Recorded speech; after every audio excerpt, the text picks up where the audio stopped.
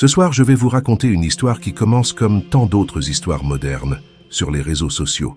Mais celle-ci va nous emmener dans les recoins les plus sombres d'Internet, là où la frontière entre le virtuel et le réel s'efface tragiquement.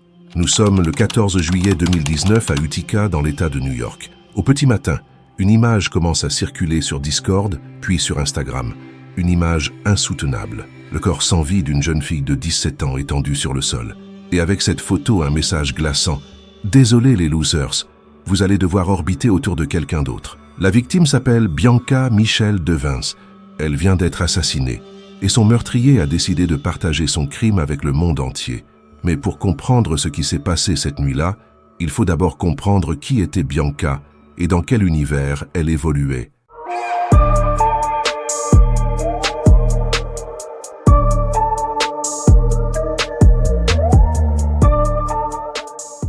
Bianca Devins était une adolescente comme beaucoup d'autres de sa génération.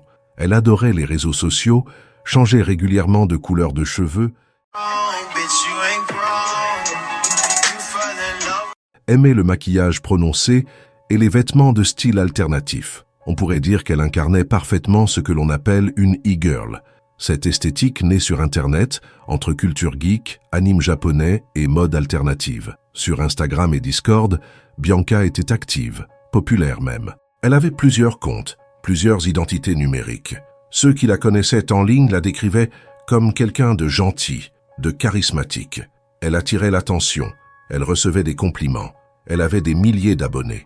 Mais derrière cette façade numérique, Bianca portait un fardeau invisible.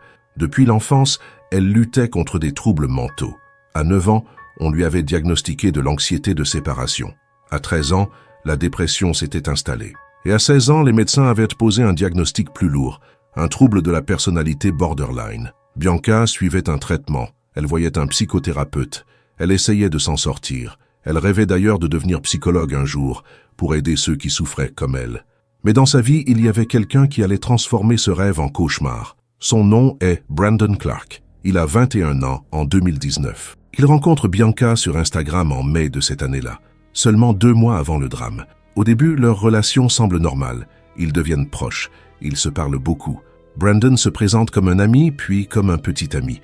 La mère de Bianca le trouve un peu étrange, mais apparemment inoffensif. Ce qu'elle ne voit pas, c'est l'obsession qui grandit chez Brandon. Dans le jargon d'Internet, Brandon est ce qu'on appelle un orbiteur. Ce terme désigne ces hommes qui gravitent autour de femmes qu'ils trouvent attirantes, en attendant patiemment qu'elles leur accordent de l'attention, de l'affection, peut-être plus.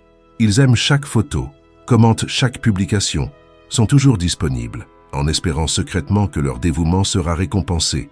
Mais quand cette récompense ne vient pas, certains orbiteurs deviennent dangereux. Brandon sauvegarde des dizaines de photos de Bianca. Il recherche son nom encore et encore sur son téléphone. Il surveille ses moindres faits et gestes en ligne.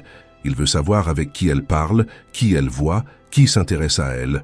Et surtout, il ne supporte pas l'idée qu'elle puisse s'intéresser à quelqu'un d'autre. Le samedi 13 juillet 2019, Bianca a prévu d'assister à un concert de Nicole Dollanganger à New York. C'est une chanteuse qu'elle adore. Brandon propose de l'accompagner. Un autre ami, prénommé Alex, se joint à eux. Le concert se passe bien. L'ambiance est bonne. Mais à un moment de la soirée, quelque chose se produit. Bianca embrasse Alex. C'est un baiser spontané, peut-être sans conséquence pour elle. Mais pour Brandon, qui observe la scène, c'est une trahison insupportable. Après le concert, Bianca envoie un message à sa mère pour lui dire qu'elle rentre à la maison avec Brandon. Puis elle écrit à Alex « Je crois qu'il m'a vu t'embrasser ». Ces mots seront parmi les derniers qu'elle écrira. Sur le trajet du retour vers Utica, l'atmosphère dans la voiture est pesante. Brandon ne dit rien, ou presque. Bianca, épuisée, finit par s'endormir sur le siège passager. Et c'est à ce moment-là, alors qu'elle dort, que Brandon passe à l'acte. Il sort un couteau. Il la poignarde violemment. Bianca se réveille dans la douleur et la terreur. Elle tente de se défendre, mais c'est inutile. Brandon la frappe encore et encore. Quand tout est fini, il sort du véhicule. Il est près de la maison de Bianca, dans une rue tranquille d'Utica.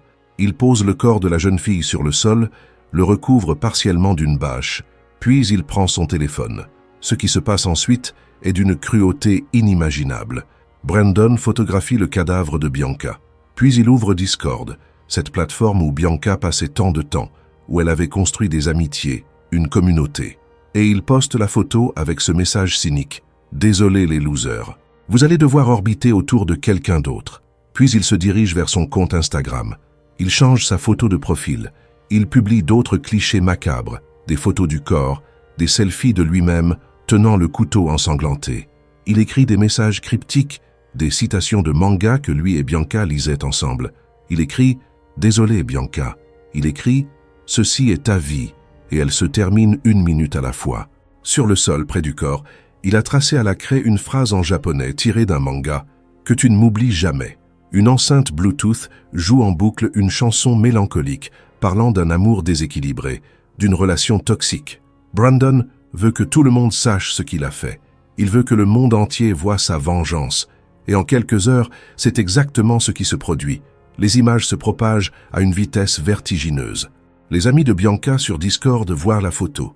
Ils ne veulent pas y croire. Certains pensent à un montage, à une blague macabre. Mais rapidement, la terreur s'installe. C'est réel. Les appels affluent vers la police. Des inconnus, horrifiés par ce qu'ils ont vu en ligne, composent le numéro d'urgence. La mère de Bianca, Kim Devens, est contactée. On lui demande si sa fille était avec Brandon la veille. Elle confirme, le cœur serré d'angoisse. Pendant ce temps, Brandon est toujours sur place. Il appelle lui-même le 911. Il dit calmement « Mon nom est Brandon. Je viens de tuer quelqu'un. Son nom est Bianca Devins.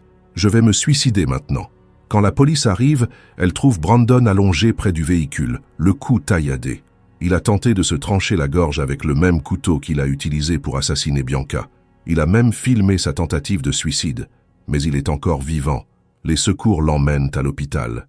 Il survit. Bianca, elle, est morte depuis plusieurs heures déjà. L'enquête qui suit ne laisse aucune place au doute. Les enquêteurs découvrent que Brandon avait tout planifié. Sur son téléphone, il trouve des recherches effectuées dans les jours précédant le meurtre. Comment étouffer quelqu'un? Comment immobiliser une personne? Comment couper une artère? Ils trouvent aussi des notes manuscrites, un véritable plan détaillant son intention de tuer Bianca. Et puis, il y a la vidéo. Brandon a enregistré le meurtre. Cette vidéo, combinée aux autres preuves numériques, démontre une chose essentielle. Ce crime n'était pas un geste impulsif, c'était prémédité, froidement calculé. Pourtant, quand Brandon est arrêté et jugé, sa défense tente une stratégie particulière. Ses avocats plaident le trouble émotionnel extrême. Ils affirment que Brandon a perdu le contrôle de lui-même en voyant Bianca embrasser un autre homme, qu'il était dans un état second, qu'il n'était plus lui-même. Mais cette défense ne tient pas face aux preuves. Le procureur montre les recherches sur Internet, les notes préparatoires, la planification minutieuse. Ce n'est pas un crime passionnel. C'est un assassinat calculé, motivé par la jalousie obsessionnelle et le sentiment de possession. En mars 2021, Brandon Clark est condamné à la prison à perpétuité, avec possibilité de libération conditionnelle seulement après 25 ans. Lors de son procès, il présente des excuses formelles à la famille de Bianca, mais ses mots sonnent creux. Quelques mois plus tard, il tente de retirer son aveu de culpabilité, affirmant que son avocat l'a poussé à plaider coupable. Le juge rejette sa demande sans hésitation. Brandon Clark restera derrière les barreaux pendant très longtemps, mais pour la famille de Bianca, aucune peine ne suffira jamais. Bianca is a talented artist, aspiring model. I knew she had an online presence, but I found that granddaughters do not share their online presence with their grandfathers. So I wasn't aware of the depth of it. Social media was a huge part of Bianca's life. And online, she could be whoever she wanted to be. She was definitely a social media chameleon. She had multiple Instagram. Ce qui rend cette affaire encore plus insupportable, c'est ce qui s'est passé après le meurtre. Les photos du corps de Bianca n'ont pas disparu d'Internet. Au contraire, elles ont continué à circuler pendant des semaines, des mois. Des trolls les ont téléchargées, partagées, republiées. Certains les ont même envoyées directement à la famille Devin, comme une forme de harcèlement posthume. Kim Devins, la mère de Bianca, a dû voir le cadavre de sa fille réapparaître encore et encore sur les réseaux sociaux. Elle a dû signaler des centaines de publications, contacter les plateformes, supplier qu'on retire ces images. Mais Internet n'oublie jamais. Et certains utilisateurs ont pris un plaisir malsain à perpétuer cette souffrance. Il y a eu aussi des réactions encore plus dérangeantes. Dans certaines communautés incels, ces groupes d'hommes qui se définissent comme célibataires involontaires, et qui nourrissent une haine profonde envers les femmes, Brandon Clark a été érigé en héros. Des messages le glorifiaient, saluaient son courage, célébraient son acte comme une forme de justice contre une femme qui aurait osé s'intéresser à d'autres hommes. Ces réactions ont suscité l'indignation générale. Heureusement, elles ont aussi mobilisé une partie d'Internet dans le sens inverse. Des milliers de personnes, bouleversées par le sort de Bianca, ont lancé une campagne de nettoyage numérique. Sous les hashtags associés à Bianca Devin, au lieu de partager les images du crime, ils ont posté des photos de chatons, de paysages, de nuages roses. L'objectif était simple, noyer les contenus violents sous un flot d'images douces et inoffensives. C'était une tentative touchante de reprendre le contrôle, de transformer l'horreur en solidarité. Mais le combat de la famille Devins ne s'est pas arrêté là. Kim Devins a décidé de transformer son chagrin en action. Elle a lancé 2 initiatives majeures. La première, c'est la loi Bianca, un projet législatif visant à obliger les plateformes numériques à retirer rapidement les contenus violents et à les empêcher de circuler. L'idée est simple. Les réseaux sociaux doivent être tenus responsables de ce qu'ils laissent sur leur site. Si des images de crimes ou de victimes sont publiées, les plateformes doivent agir immédiatement et non attendre des signalements. La seconde initiative, c'est la Bourse Bianca. Ce fonds offre un soutien financier aux jeunes souffrant de troubles mentaux pour les aider à accéder à des soins psychologiques. C'est un hommage direct au rêve de Bianca, qui voulait devenir psychologue pour aider les autres. Ces 2 projets sont une manière de donner un sens à l'insensé, de faire en sorte que la mort de Bianca ne soit pas totalement vaine. L'affaire Bianca Devin soulève des questions qui nous dépassent tous. Comment en sommes-nous arrivés à un point où un meurtre peut être diffusé instantanément à des milliers de personnes, où un assassin peut utiliser les réseaux sociaux comme une scène pour exposer son crime? Comment expliquer que des images aussi traumatisantes puissent circuler pendant des semaines sans être définitivement supprimées? Et surtout, comment protéger les jeunes, en particulier les jeunes femmes, de cette violence numérique qui peut basculer à tout moment dans la violence physique? Bianca Devin était une adolescente de 17 ans. Elle aimait la musique, les mangas, le maquillage.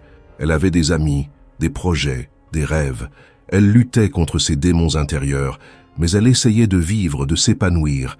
Et en une nuit, tout cela lui a été arraché par quelqu'un qui pensait avoir des droits sur elle, quelqu'un qui ne supportait pas qu'elle lui échappe. Ce soir, en terminant cette histoire, je pense à toutes les Bianca du monde, à toutes ces jeunes filles et jeunes femmes qui naviguent sur Internet, qui construisent leur identité en ligne, qui partagent leur vie sur les réseaux sociaux.